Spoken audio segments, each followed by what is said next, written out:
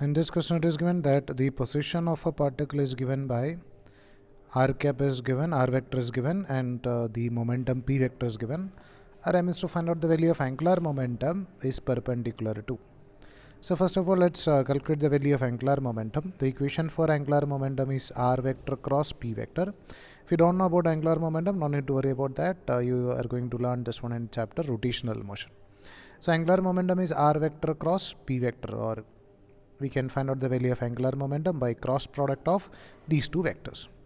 So just find out the value of this. So you can write ijk, and the component of r is 1, 2 and minus 1, and component of p is 3, 4 and minus 2.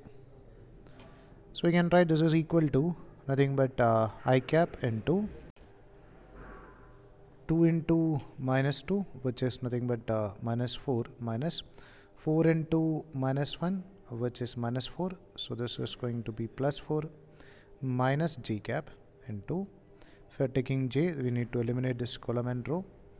Now again write 1 into minus 2, that is minus 2, minus 3 into minus 1, which is minus 3, so it becomes plus 3, plus k cap into, I can take this k, so this column and row is eliminated.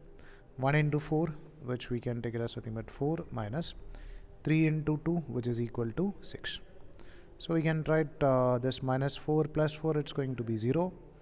And this is 3 minus 2 is nothing but 1. So this is minus j cap, and this is minus 2 k cap. So over here you can observe that the vector is having, or the result vector is having component along y and z axis. It's not having any component along x axis. So we can say that it is perpendicular to x axis, or this is in y z plane.